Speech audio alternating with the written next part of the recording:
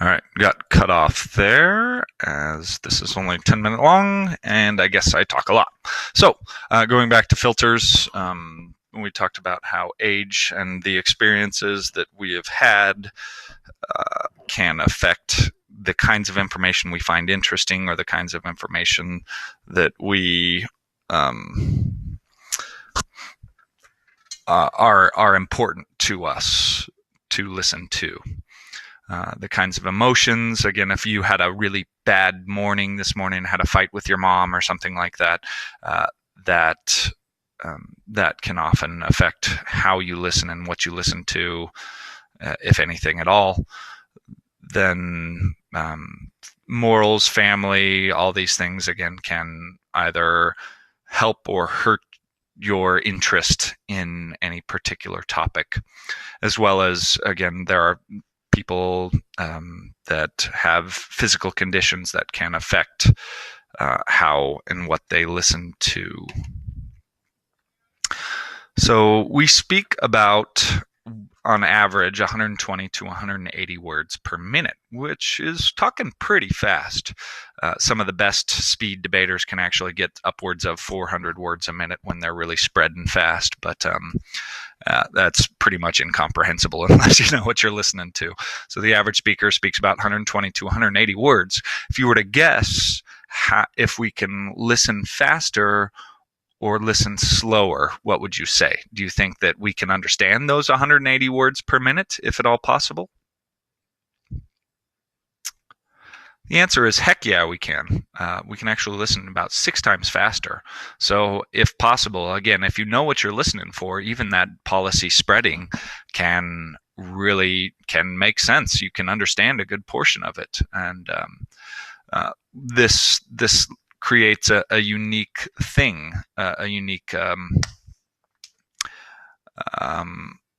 phenomenon, which is that we have a lot of downtime in between words. So if we can listen 6 times faster than the average person can speak, there's a lot of downtime for you to be getting distracted and thinking about what's being said or whatever, processing. So we can either deeply process what's being said or we can get distracted in that time.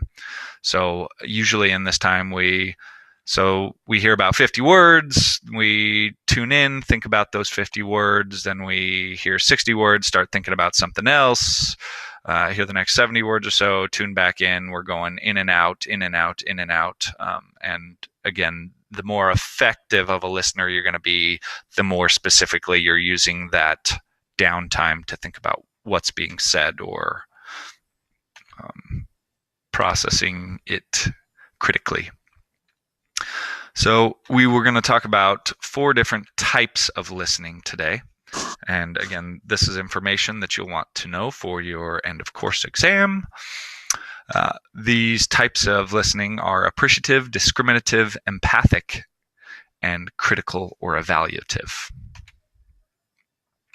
Appreciative listening is what we do when information will we seek certain information which we'll appreciate. For example, that which helps meet our needs and goals. We use appreciative listening when we're listening to good music, poetry, maybe even the stirring words of a great leader. Okay, we're not necessarily processing on a deep level. We're listening to feel relaxed or feel inspired or something like that. Discriminative listening, now these are not mutually exclusive, meaning that you could do discriminative and appreciative listening. You could be engaging in both of those at the same time. Discriminative listening is something that we use every day, almost all of the time. And this is where there may be lots of background noise happening. Imagine you're at the mall shopping with your friend and there's loud music playing over the speaker systems and there are like 3 other groups of people talking around you, cashiers, and then some other people behind you or something like that. And you are still able to have a conversation with your mother or friend and block out all of those other background noises. So Discriminative listening is the most basic type of listening, whereby the difference between different sounds is identified. If you cannot hear differences, then you cannot make sense of the meaning that is expressed by such differences. So picking out different tones within a world of sound is using discriminative listening. Empathic listening is when you think about empathy and pathos going back to emotion. When we listen empathetically, we go beyond sympathy to seek a truer understanding of the other's feelings and try to align our feelings with their feelings. This requires excellent discrimination and close attention to the nuances of emotional signals. When we're being truly empathetic, we actually feel what they are feeling. So we do a lot of empathic listening when we're watching movies, or when we're, again, listening to our best friend's hard day or something like that. And often we'll cry along with them or something like that, because we are engaging engaging so emotionally close with them.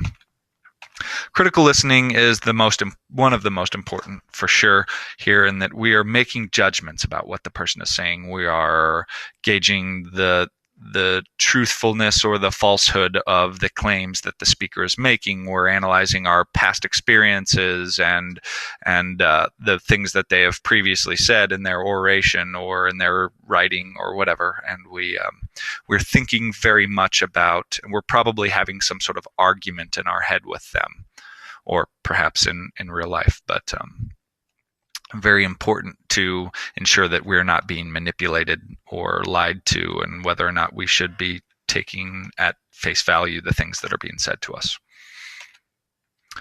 So in order to improve your listening skills, we use the EARS acronym. So you need to explore, analyze, review, and search through the things that are being said to you. Explore, think ahead, where are they going? Analyze, consider carefully what is being said, look at it from several different angles. Review, take advantage in your spare time to remind yourself of what has previously been said. And then search for hidden meanings. Think about the motivation of this speaker, what they are, what they're after, and whether or not that is clearly stated or not. So we will be taking this quiz in class, and hopefully you will review this lecture a couple times and be able to pass it. So there we are. That's the lecture.